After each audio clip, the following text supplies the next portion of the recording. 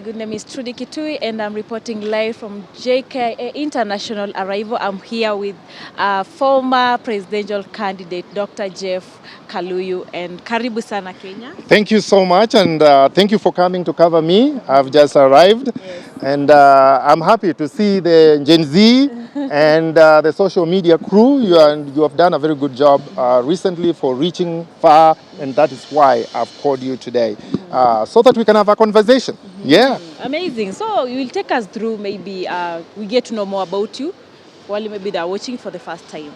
Yes, my name is Dr. Jeff Kaluyu, and as Trudy has said, I'm a former presidential candidate, 2017.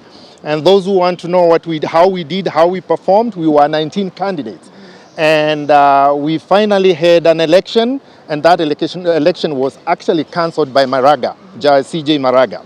We went for the second time, and my final ranking was number 3 after Mheshimiwa Raila Odinga and Mheshimiwa Kalonzo, they dropped out. So I was an independent candidate and I performed very well. I'm always ready to fight and to fight for the Kenyans. Now I want to be very clear, and today I have a special announcement that I will be running for the President of the Republic of Kenya in 2027. I'll use my skills, I will use my experience. I know I was new in 2017, but now I am better. I'm promising you a spirited campaign because I have a plan for it. And as Mandela said, that if you are a leader who changes positions according to the waves and the wind, you are not worth the salt of being a leader. My 6-point plan in 2017, they remained the same. They only added one item. They were growing the economy, cutting the cost of living, cutting taxes, and cutting the size of the government. I will be the end of corruption. I have no corruption file. When you don't have corruption, you are not so much fun. But this time, we're going to argue, debate, and prosecute the case for the Kenyan people differently.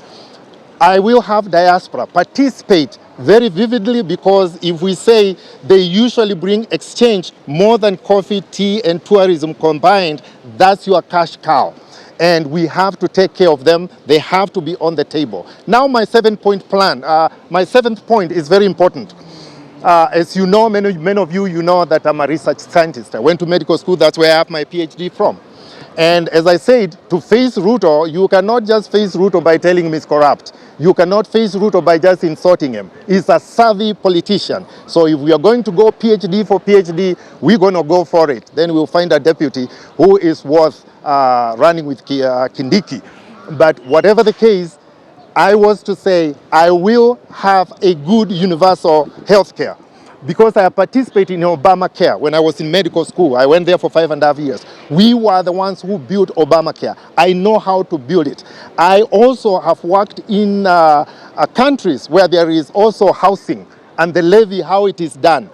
We are doing it differently. We will redesign it. We will have a conceptual framework, and we will be able to offer Kenyans something that can finally be a choice for housing. It can be done differently. So I come with a good spirit, very spirited, and I want to promise you a spirited campaign for 2027. I want the debates to start right now, because I am ready to move forward, and I will now give you opportunity to ask questions that you may have. Ask the hardest question you have. So, Mheshimiwa, Yes. maybe coming 2025, are you still going to use the same party that you had 2017? Actually, that is a very important question. In 2017, I was an independent candidate. Now, just imagine how my performance was as an independent candidate. I had no party. I had to collect just different kind of people, ask them to support me. They supported me, and we ranked number 3. Now, today, I'm a political party leader. My party is Unified Change Party, or UCP, and I will use that vehicle so that we can have many people run for governors, run for MCAs, senators, members of parliament, and women representatives. Trudy, I want you to run for an office, because I want you to be part of the UCP movement. So I will be using the party UCP. I'm the party leader. It is one of well-performing, compliant, and we are looking forward to bring to the parliament a big crew that we can be able to to win the hearts and minds of Kenyans and do the right work. We change the nation, bring a new dawn, a new Kenya. As Kenyans, of course, a lot has been going on. Kenyans complaining, we want a good president who will understand Kenyans. We want a president who will listen to us. So as for you, maybe if given a chance, what are some of the things that you're going to do to make sure that Kenya is at the safe side of it? First of all, this is, and your questions make me very excited every time, because on January 13th, 2024, this year that is ending, I had watched Kenyans, listened to the Kenyans. I wanted to know their hopes, dreams, challenges, and their wishes. And after I collected that data, in fact, I realized that the same manifesto that I had 2017 is the same manifesto I'm going to use, because those problems have not been resolved. I actually created and launched a movement called We the People Movement. Actually, that is the clarion call for UCP. Every party has its clarion call, and some of the party people don't know their clarion call. But our UCP clarion call is We the People, and that We the People is a movement by itself. See, that was 6 months before Gen Z came into place. They were asking for the same things, the cost of living, and also we needed public participation. And I declared myself as a direct opposition leader. I'm not here to insult Ruto. You are not going to win against Ruto by insulting him. You are not going to win by calling it big names. So no, not just Ruto. It can be Raila, it could be Uhuru Kenyatta, Gachagua. That is not how you are going to win Kenyans. So we will have many candidates, and I'm looking forward to be able to enroll so that we can be able to influence policy from the parliament and everyone else. So our plan is very clear, unlike many other candidates where they don't have a plan, or they are blaming people from NZ's 60s.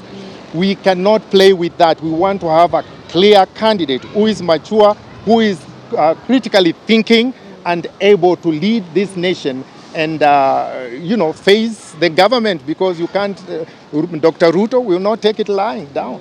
Yes. Amazing. So I think I have some few things here I want you to talk about it, Mheshimiwa. While you are away, our former President Gachagua was impeached. Yes. That is one thing that I want you to talk about it, maybe your view on it. And then we also have economy. Yes. We have corruption. Yes. We have high taxes. Diaspora participation, healthcare, we have housing levy, we have the black cartoon, vitu ni mingi, you have the content creators taxation, role of media in influencing nation agenda, county corruption, we have new young politician and approach, the future of Gen Z efforts, and why no one is paying much attention. AU matters, GBV, cow vaccination already, I had talked about it earlier. Yes. AKA and Adani matters, rejection of the president and the way forward. Yes. What your agenda you've already talked about it. Yes. So I want you to at least take us through this nini. So this is very good questions that you have, and let's start with the Gachagua. One thing for sure is that Gachagua was to be impeached because of the numbers. Whether he was impeached then or now, Dr. Ruto and the government had the numbers. So it is not a matter of whether Gachagua was going to be impeached. It is the process which was used. And that process, people feel scared that tomorrow you can be taken through a process very quickly, and things is not what you expect. So that is what the problem is, and he needed to be given time to explain himself, whether he's sick or not sick, but he needed to be listened. That is the problem with the Gachagua thing. So I don't like the process, the way he was taken through, but I can assure you they had the numbers. They still have the numbers. The question is, what do you do when you have the power and you have the numbers? How do you do the responsibility? That is what people are scared of, as opposed to just Gachagua item. Economy, Our economy rate of growth is 5.68. I mean, the unemployment is about 5.68 right now, which is actually higher relatively than Tanzania and the surrounding countries. So we have very high unemployment. The way to lower the unemployment, to make sure it is as low as possible, is to create jobs. Now, government's job is not to give people jobs. The government job is to give opportunity for those who want to work hard and play by the rules so that they can come up with, there has to be a price for those who work hard. Truly, you work very hard. So you should be rewarded. What about someone who is sleeping and doesn't want to work? Should he be also rewarded? No, that's how capitalism works. So we are saying that in economy, we will create a lot of environment. I have been in the first world. I've worked for JP Morgan Chase. In Wall Street, you don't just walk in Wall Street. They look for you because you have certain abilities. When I was finishing my master's, I was sought for. So I worked in Wall Street where we fixed economies. I don't think anyone else has that ability except me. Let's talk about corruption. I do not have any corruption file. I've never been accused of corruption. I do not have cartels under my armpits who we talk about anything. I've never taken anybody's dime. So we need a candidate who can actually face the country and tell them he will be able to be corrupt free. And I am corrupt free. By the way, my party is not aligned to UDA or Azimio. I'm an independent party, and I know we will be very attractive to many people.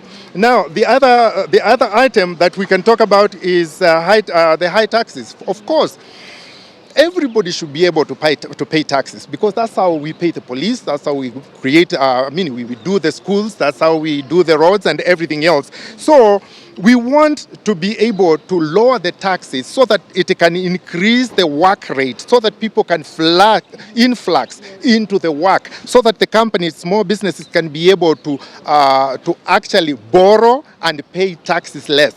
That will spur the economy. So in terms of taxes, I want you to read my lips. There will be no more new taxes. And the taxes that we have will be reduced. We will spur the economy because I know how. I've worked in Wall Street. My master's is finance and economics. So I understand this from a practical purposes. I'm not just a public figure. I am also a private person who comes from private areas. And you spoke about the social media and the media taxes. We need the young people, if we are looking for jobs for the young people and spur the economy for them, we need to be able to lower taxes so that they can enter the market. Once they are making significant amount of money, then we can begin a bracketing that when you make $1 million, you make $500,000 minus all your expenses, then we can be able to tax you this. But as young people, they have no jobs, we need to lower the tax burden for them. Diaspora has to be in the participation. We said they usually bring foreign exchange more than coffee, tea, and also tourism combined. If it's your cash cow, why are you hurting the cash cow? So they have to be on the table. I will make sure they will be ambassadors for Kenya. By the way, having some roots from diaspora, I went to school in Washington, D.C., I know diaspora know a lot of things. They can bring a lot of economy here. They can bring companies because they work in those companies. So if we do not give them the opportunity, ignore them, we are ignoring ourselves, basically. So diaspora will sit in. Healthcare, I told you, SHIF and SHIA, I'm from medical school. I have helped create Obamacare. I know what it takes. For example, right now, we have cases where you have to be referred. That is the major item for SHIF. You have to be referred from the lower level hospital to a higher hospital. What if they have no ambulances and you are referred to a higher hospital, a higher level of hospital? That means you might go home and then die at home. So we need to put these structures together in such a way they actually work. I feel the design and also conceptual framework was not totally paid attention to. And, I want to ask the media to think about the future. They are part of the future, and they can be able to influence where we go from now. Media can be able to give all presidential candidates fair amount of coverage. I know if I'm given fair amount of coverage and not all about Kalonzo, Ruto, Raila, Uhuru, that's all we circle about. How come they are just those people? We are here, we are interested, we want to care to change Kenya, we want to make it a new dawn. So I'm asking the media, you are part of the change. Give all of us coverage. Like Trudy came to cover us, and she is really ready to, work with us. Now, counties have a lot of corruption. It has become a den of corruption. I watched the Senate. The way the governors could not answer the questions. They have like over 300 accounts. For what? So they have guidelines from Auditor General on how to do accounting. They just don't follow. So what should we do? We want to be able to watch that, and government is allowed to take over a function of account if they cannot be able to do it. So if they cannot do accounting, let the Auditor General do it, or the Treasury, and they can be able to help them. The other thing is the young politicians and the approach. I want to call the Gen Z.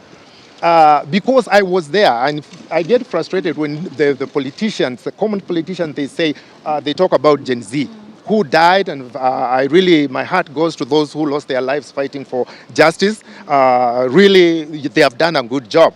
So I don't want politicians who wanakuja kudandia.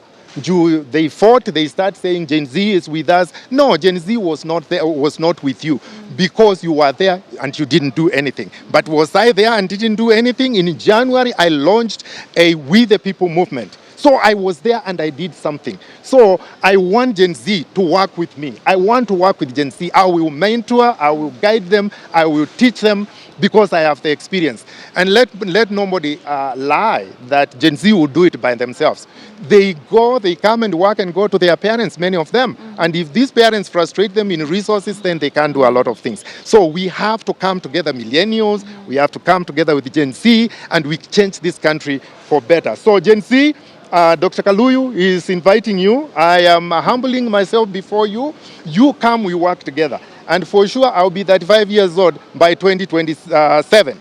Remember, you cannot run for president if you're not 35 years. That's Katiba, and that's the way it is. So I will be there unless we change Katiba. And I encourage anybody else who is trying to run for president or trying to make Kenya better, we continue, and at some point, I'm asking them, we join hands and we can do this thing together. AU matters.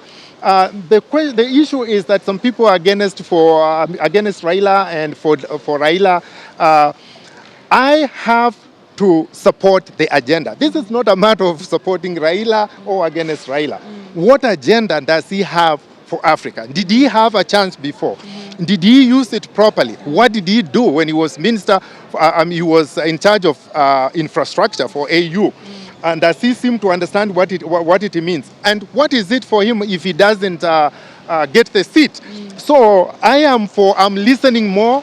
I am looking for the agenda. I want to empower those candidates so that they can tell us what they have. If another candidate that is not Raila will improve Africa better, we will support that candidate. If it is Raila, I'm in with all four. So that is about the AU. One of the things that have come to kind of concern me is like gender-based violence. We need to mentor. Hata sijui these things they call men conference, what they go to do when they beat women. I mean, in other countries, the issue of touching, beating anybody is gone. Imepitwa na wakati. So there needs to be, these guidelines, when you hear somebody threatening you, when you see something, you check on your neighbor, you be your brother's keeper, you be your sister's keeper, so that you can know how to be able to avoid those kind of things. You were just asked about cow vaccinations. Cow vaccinations, yes. So we need research. I think the communications team for the government, sometimes they take an item and they don't have enough time to explain. I don't think they have explained clearly what that will do. And I can see it frustrates the president. I'm telling the president not to get frustrated. He needs to create a communications team. Statement of the problem. Was there a problem before the vaccinations came? What is the problem? And what is the design? How do you reach every cow in Kenya? And how are we going to benefit from this? Clear benefit. And some people have gone far to say that it will reduce the carbon emissions in the air and all those. I don't think that is the whole thing, and we need more information from the president. That is about, I'm a research scientist. I go by evidence. I haven't had enough to convince me why they should be all vaccinated. So I said my agenda is very clear, and it is a 7-point plan, which is lowering the cost of living, growing the economy, provide jobs for the young people, and actually this idea of separating youth to millennials, it is actually not good for us. Yeah. These are Kenyans. Some Kenyans who are not Gen Z, they have no jobs and they have families. So are you going to say they don't need a job? It is a business of trying to work in groups, and I don't like that. So I will increase the jobs for Kenyans, not just for Gen Z. I will cut the taxes, and I said I'm very keen on that. I trust money in Kenyans' pocket than in the government. The government is too big. It needs to be cut into size. That money retrieved back to the economy. I've been in GKI. I've gone to the bathrooms. There is quite a bit of places that are actually they have a lot of rust. The bathrooms are broken. And it is sad, and I would say that I've seen some places where there was no toilet paper. So we need to for sure, like, to improve the airport. No question, the infrastructure is going to be falling apart. What I want to ask the president is to make sure that we use local people, we give them jobs, and they hire people from local communities so that we can increase the employment. So the airport, for sure, I can confirm to you, I use this airport so often, needs upgrading. But it needs to be done by local. Why are we taking kids to school? The engineers and the architects. So we need to be able to use those, and I am vouching, even these Gen Zs, there's a lot of those people, and they can be able to do a great job. Then that is the employment, and then we are talking of the point number 6 is the diaspora. I have spoken about it. The diaspora needs to participate, and I am with the diaspora. They need to. I am a candidate who understands them. So I'm here. I'm asking you to support me. Soon I'll be giving out the pay bill so that we can be able to put our mouth where the money is. Not saying we support you, you disappear.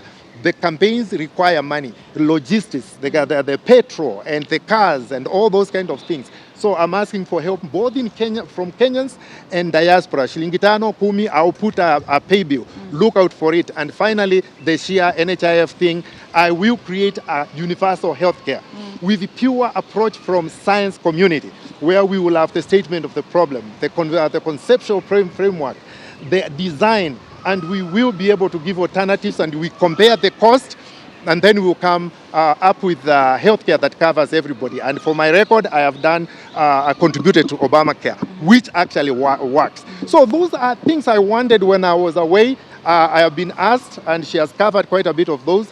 And I'm looking forward to be your candidate. And if you're looking for someone who doesn't do those things, or who is just running around or pay people to be in the crowds, I'm not your candidate.